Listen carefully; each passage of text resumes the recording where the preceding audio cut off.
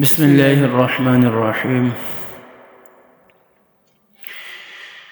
آج ہمارا معاملہ بھی کچھ کافروں کی طرح ہوا پڑا ہے۔ جس طرح اللہ کو نہ ماننے والا زندگی بسر کر رہا ہے، اپنی مرضی کے مطابق اس کائنات کے اندر رہ رہا ہے، آج کا مسلمان بھی بالکل اسی طرح کر رہا ہے۔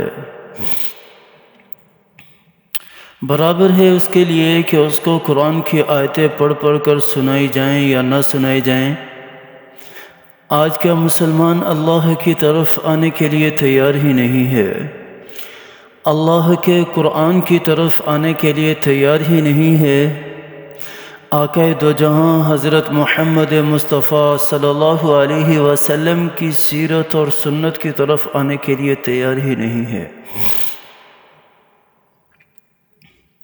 جس طرح اللہ تعالیٰ نے قرآن پاک کے اندر ارشاد فرمایا، ان الذین کفروا سواء علیہم اانذرتہم ام لم تنذرہم لا یؤمنون۔ جس طرح اللہ تعالیٰ نے کافروں کے بارے میں ارشاد فرمایا کہ اے محمد صلی اللہ علیہ وسلم، یہ جو ایمان لانے والے نہیں ہیں نا، برابر ہے کہ آپ ان کو ڈرائیں یا نہ ڈرائیں، سواء علیہم اانذرتہم ام لم تنذرہم، برابر ہے ان کو ڈراؤ یا نہ ڈراؤ، یہ ایمان نہیں لے کر آئیں گے۔ آج کا ہمارا مسلمان بھی کچھ اسی حالت کے اندر ہے، برابر ہے انہیں ڈراؤ یا نہ ڈراؤ، انہوں نے جھوٹ بولنا نہیں چھوڑنا، اور برابر ہے انہیں ڈراؤ یا نہ ڈراؤ، انہوں نے خیانت کرنا نہیں چھوڑنا، اور برابر ہے انہیں ڈراؤ یا نہ ڈراؤ، اور انہوں نے قرآن کی طرف نہیں آنا۔ اور ہمارے علماء حق جتنے بھی ہیں وہ ممبروں میں محراب پر چیخ چیخ کر تھک گئے ہیں، اور لوگوں کو بتا بتا کر تھک گئے ہیں کہ آ جاؤ اللہ کی طرف، آ جاؤ اللہ کے رسول کی طرف، آ جاؤ اور اللہ کو ماننے والے بن جاؤ، اور اللہ کی بھی ماننے والے بن جاؤ۔ لیکن آج کا ہمارا مسلمان کہہ رہا ہے کہ نہیں نہیں، وہ کامیابی اس میں تو ہے ہی نہیں نا، اور ہم نے اگر مولویوں کی مان لی تو ہم کس طرح کامیاب ہو سکتے ہیں، اور ہم پیسہ کیسے کمائیں گے، اور ہمارا تو سارا کا سارا پیسہ آتا ہی جھوٹ کے اوپر ہے، اور ہماری تجارت تو ساری چلتی ہی جھوٹ کے اوپر ہے، اور ہمارا مال تو سارا بکتا ہی جھوٹ کے اوپر ہے، اور خیانت نہ کریں تو ہمارا مال کیسے بڑھے گا، اور کسی کو دھوکہ نہ دیں تو ہمارا مال کس طرح بکے گا، اور کس طرح ہم خرید و فروخت کریں گے۔ آج کا مسلمان بھی یہی کہہ رہا ہے۔ تو یہ آیت جس طرح کافروں کے لیے ہے نا، میں سمجھتا ہوں کہ اسی طرح آج ہمارے لیے بھی ہے، ہمارے لیے بھی ہے۔ ہمارا آج کا مسلمان اللہ کی طرف آنے کے لیے تیار ہی نہیں ہے۔ اور پھر اللہ تعالیٰ نے ریزن بھی بتایا کہ وہ کیوں برابر ہے کہ ان کو ڈراؤ یا نہ ڈراؤ، وہ اسلام نہیں لے کر آئیں گے۔ کیوں نہیں لے کر آئیں گے؟ اللہ تعالیٰ نے اگلی آیت کے اندر ارشاد فرمایا، ختم اللہ علی قلوبہم وعلی سمعہم وعلی ابصارہم غشاوہ۔ اللہ تعالیٰ فرما رہے ہیں کہ ان کافروں کے دلوں کے اوپر اللہ تعالیٰ نے مہر لگا دی ہے، اور ان کے کانوں کے اوپر اللہ تعالیٰ نے مہر لگا دی، اور ان کے دل حق کو تسلیم کر ہی نہیں سکتے، اور ان کے دل حق کو لے ہی نہیں سکتے، اور ان کے کان حق کو سمجھ ہی نہیں سکتے، اور ان کے کان حق کو سن ہی نہیں سکتے۔ وَعَلَىٰ أَبْصَارِهِمْ غِشَاوَةٌ، اور ان کی آنکھوں کے سامنے روز روشن کی طرح حق واضح ہے، دکھ بھی رہا ہے، لیکن پھر بھی نہیں دیکھ سکتے۔ کیوں نہیں دیکھ سکتے؟ کہ اللہ نے ان کی آنکھوں کے آگے پردہ ڈال دیا ہے۔ اور آج کا مسلمان بھی اسی طرح ہے۔ آج کا مسلمان میں کہتا ہوں کہ اسی طرح ہمارے دلوں کے اوپر بھی مہریں لگ چکی ہیں، اور اسی طرح ہمارے کانوں کے اوپر بھی مہریں لگ چکی ہیں، اور ہماری آنکھوں کے سامنے پردہ ڈل گیا ہے، اور ہم نے تو دنیا کو ہی سب کچھ سمجھ لیا ہے، اور ہم نے تو پیسے کو ہی سب کچھ سمجھ لیا ہے۔ اور کیوں ہم اللہ کی طرف نہیں آتے، اور کیوں اللہ کے رسول کی طرف نہیں آتے، اور کیوں ہم نے اللہ کو بھلا دیا ہے؟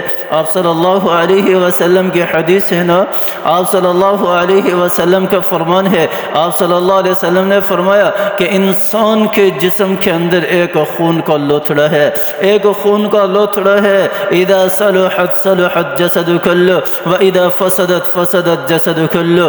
اللہ تعالیٰ آپ صلی اللہ علیہ وسلم نے کیا فرمایا کہ اگر وہ خون کا لوتھڑا درست ہو جائے نا تو انسان کا سارا جسم درست ہو جائے گا،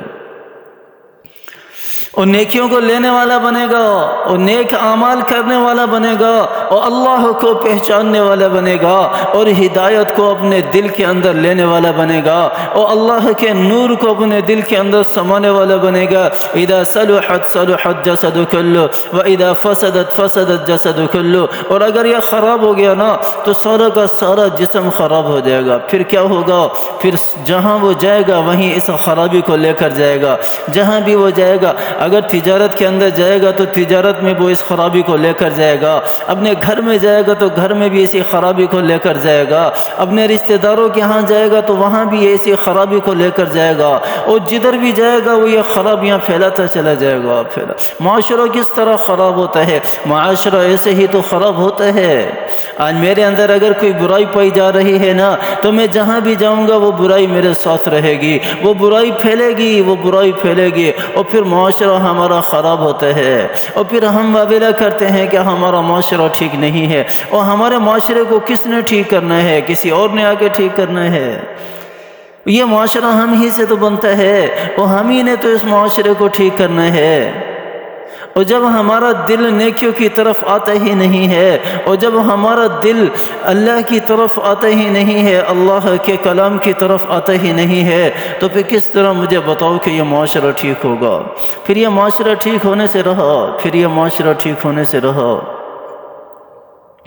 میرے بھائی اور دوستو بزرگوں، یہ آیت ہمارے لیے نہیں ہے، یہ آیت ہمارے لیے نہیں ہے، یہ آیت تو کافروں کے لیے ہے۔ اور لیکن آج کے مسلمان کو پکڑ کر بتایا جاتا ہے اللہ کے بندے جھوٹ مت بولو، اور اللہ تعالیٰ نے تو جھوٹوں کے لیے بڑی ہلاکت رکھی ہے، اور بڑی ہلاکت رکھی ہے، اور اللہ تعالیٰ تو جھوٹوں کو ہدایت نہیں دیتا، لیکن پھر بھی ہمارا تاجر باز نہیں آتا، ہمارا تاجر باز نہیں آتا، ہمارا تاجر پھر بھی جھوٹ بولتا ہے۔ اور تاجر تو کیا، ہمارا ہر بندہ جھوٹ بول رہا ہے، ہر بندہ جھوٹ بول رہا ہے۔ ہم نے تو اپنی شریعت کو بھلا دیا، ہم نے تو اپنے اسلام کو بھلا دیا۔ اللہ کے لیے، اللہ کے لیے، اللہ کے لیے یہ دنیا کچھ بھی نہیں ہے، یہ دنیا کچھ بھی نہیں ہے۔ زُيِّنَ لِلَّذِينَ كَفَرُوا الْحَيَاةُ الدُّنْيَا، اللہ تعالیٰ نے تو دنیا کافروں کے لیے مزین کی ہے۔ یہ دنیا تو ساری کی ساری کافروں کے لیے ہے، ہمارے لیے تھوڑی ہے۔ اور ہمارے لیے تو یہ ایک، جیسے ہم رینٹ پر ایک کار لیتے ہیں نا، جیسے ہم رینٹ پر ایک کار لیتے ہیں نا سفر کے لیے، یہاں سے کراچی تک سفر کیا، اس کے بعد کار سے اتر گئے، بس کار گئی ختم۔ اور دنیا ہمارے لیے اسی طرح ہے، اسی کار کے مانند ہے۔ یہ ہمارا سفر ہے، آخرت کا سفر ہے۔ یہ یہاں سے آنکھ بند ہوگی نا، وہ کار نہ ہماری ہے نہ ہماری ملکیت میں ہے، نہ یہ دنیا ہماری ہے نہ ہماری ملکیت ہے، ہم نے یہ چھوڑ کر جانا ہے، چھوڑ کر جانا ہے۔